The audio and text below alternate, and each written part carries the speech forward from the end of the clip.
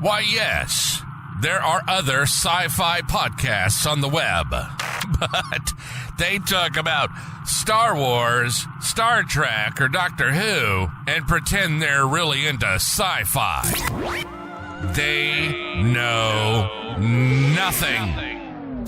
This is Unpopular Sci-Fi, an Atomic Future podcast. Your host is an absolute sci-fi nerd. He knows and talks about anything and everything sci-fi. Sci-fi movies, shows, video games, and not only that, but he digs deep. Welcome in to Unpopular Sci-Fi, an Atomic Future podcast. And now your host, RJ Cervantes.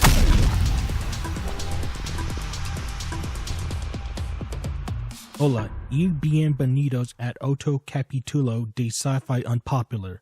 Don't worry, this episode won't be in Spanish. I just wanted to welcome you, the listener, in Spanish. I asked my neighbor to translate, but I do know some Spanish. I just don't know some of the words I need to say when I welcome you, and I didn't want to use my DeepL translator.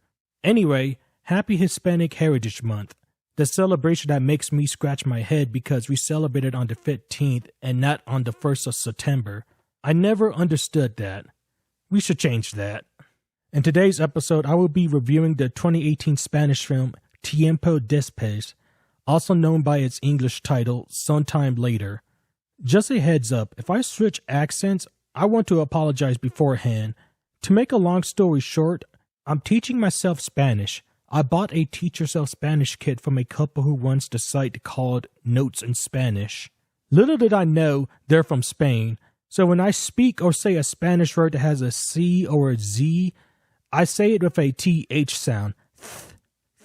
So instead of saying Mendez, I'm saying Mendez. This is a regional thing, so not everyone from Spain speaks with a lisp. At the end of the day, both pronunciations are correct. I'm going to be honest, I only watched this movie because I'm a fan of Blanca Suarez, who not only happens to be one of the most beautiful women in Spain, but in the whole world. This is a fact and is not up for debate. The flick is an adaptation of the book with the same name written by Jose Luis Correa. Jose also written and directed the movie. If y'all don't know who he is, I don't blame you. I consider myself a Hispanophile, but I'm not familiar with everything Spanish culture or other Spanish-speaking cultures such as Mexico, Cuba, Costa Rica, etc., etc. From my experience, a lot of the Spanish movies I saw since last year were from Netflix or I bought the Blu-ray. Films from Spain or other places in general rarely get a U.S. release.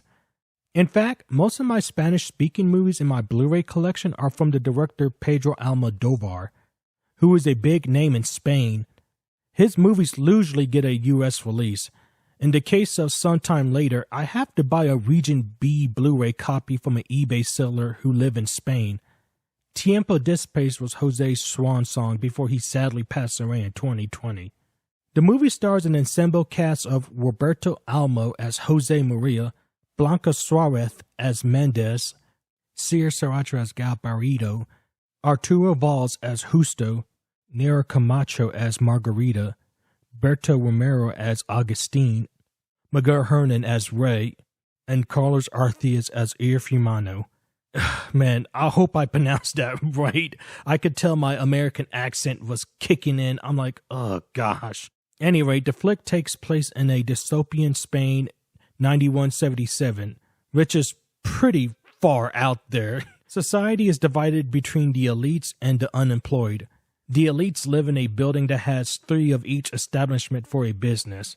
This means there are 3 barbershops and 3 churches. The building has 2 patrol officers roaming the hallways. An admiral, a mayor, and the king also happen to live in this building. The unemployed, on the other hand, happens to live in shacks. Jose Maria has a lemonade cart. He tries to sell lemonade to the elite with little to no success. One day, a barbershop owner who got fed up with the lack of customers decided to kill the other owner out of jealousy. Even though Jose Maria had nothing to do with the murder, the king decided to put the blame on him. Frustrated, Jose starts a social revolution along with the deflected Mendez, who was the mayor chief of staff after she found out that the king wants her to be his queen. Yeah, I know what you're thinking. I can't read people's mind. If you were thinking I was going to describe a flick about time travel, I'm sorry to disappoint you, but I feel you. I thought it was going to be a time travel movie by the name alone. Thank goodness for me, because I'm not a fan of the time travel trope in fiction. Instead, it's an absurdist comedy. For those who don't know, absurdism is a philosophical theory that suggests that life in general is absurd. Searching for a meaning, truth, etc. is meaningless. It's like nihilism, but with nihilism, the philosophy treated as a fact. While absurdism do accept this, but they choose to live it up because they may never find it. This is how I view the world. I consider myself 50% absurdist and 50% existentialist. Existentialism is another philosophical theory that suggests that man is a free agent and they must create their own meaning in life. Look, I will admit this is my interpretation of these ideas. I'm not an expert in philosophy, so I could have got these ideas wrong. When it comes to absurdism, filmmakers or writers for TV shows use it for laughs. They take something and exaggerate it. For example, the unemployed knows how to fly. They don't fly helicopters or planes. They fly by flapping their arms and making airplane noises. I'm not kidding. One of my favorite scenes is in the beginning where Jose takes his lemonade cart to the building where the elites live. There is no ramp to push his cart, so instead he walks up the stairs with his cart. I'm sorry if I was chuckling. It's just that every time when I think about this scene or talk about it, I just can't help but laugh. If this was a video podcast or a YouTube video, I would show you the video. When I first saw this, I laughed my ass off. Another scene I like is when an old man takes his flock of sheep to the top of the building. He managed to fit his whole flock of sheep into an elevator. Upon reaching the top, the old man runs into 4 women who are sunbathing on the roof. He asks one of the girls, do they supply milk? She replied with an uncomfortable look and say no. The old man replies back by saying the sheep are better at milking. For those who are unaware, Spanish humor is not PC. I've seen a few movies that will make people mad if it was an American movie. I'm not easily offended. Some of the Spanish comedies I've seen didn't make jokes just to be a shock jock. I just want to give anyone a heads up for sensitive individuals listening. Also, if you're wondering why the man brought his sheep to the roof, there's grass on the roof. Unlike other sci-fi IPs I talk about, there's no aliens, giant talking robots, or giant monsters in this. This is more grounded. What I really love about this movie is we get to see perspectives. We get to see the perspective of Jose Maria and his community, Mendez and the elites, and the teenagers who have their own ideas that's separate from the elites. This is a soft sci-fi flick. Unlike hard science fiction, soft science fiction doesn't explore technology or any field of science. Soft focuses on social science. Think political sciences and anthropology. The movie deals with themes such as collectivism, equality, and class while commenting on capitalism and neoliberalism. The flick even mentions public figures like Karl Marx, Hegel, Vladimir Lenin, and Saint Francis of Assisi. This is a nitpick, but remember when I said Blanca is the most beautiful woman in Spain? Well, when her character joins Jose in his fight, she starts wearing overalls and boots, but her hair and makeup is all nice. Did she take her makeup kit and hair products with her? Why? Her character sticks out like a sore thumb.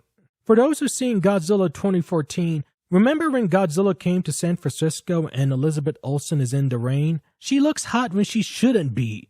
If you're not convinced, let me give you another example. True crime. True crime shows always get hot-looking people to reenact events, but the actual people are not. They're just average looking. It's just distracting to me. Yeah, I'm not really good at finding cons in movies that I like. I'm sorry, y'all should know that by now. Other than that, I really like this movie. It surprised me. It's the best movie I talk about on the show so far. Fun fact, the building that Mendez and the elites live in is a mashup of 2 buildings that exist in Spain.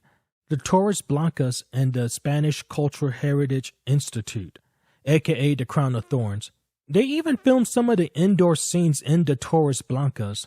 The reason why I brought this up because since this is an absurdist comedy and I haven't been to Spain yet, I thought it was a fictional building that was made to look like a, well, Let's just say I thought the building looked like Dr. Evil's spaceship in one of the Austin Powers movies, if you know what I mean. Tiempo Después is a really good movie. It's now one of my favorite Spanish comedies. It just sucks that it never got a US release. I don't like to use the term movie for adults, but this is for adults. If you're not familiar with the ideas I mentioned in the episode or the themes, I say learn up on the topic so you can get a better understanding of the movie. Or if you're not into this type of sci-fi and you prefer aliens, robots, or monsters, I say skip it. It's not for everyone. Even though I will admit I do prefer aliens, robots, and monsters, giants or not, I'm open to all sci-fi. Tiempo Después is now one of my favorite sci-fi films, along with Terminator 2, Everything, Everywhere, All at Once, and Planet of the Apes. The original one, not the Tim Burton one. I give Tiempo Después a 4 out of 5. Have y'all seen Tiempo Después? Let me know on social media, because I would really like to know, is there anybody who's seen that movie other than me? And I'll see you guys maybe the week after next. I really don't know, but in the meantime, ciao. You've been listening to Unpopular Sci-Fi, an Atomic Future podcast. RJ's passion is anything sci-fi and anything except mainstream sci-fi. We nerd out and dig into the petty stuff, the fun stuff. We hope you've enjoyed the show. If you did, make sure to like, rate, and review. And we'll be back soon. But in the meantime, find us on YouTube at Atomic Future and on Twitter at Atomic_Future. See you next time on Unpopular Sci-Fi.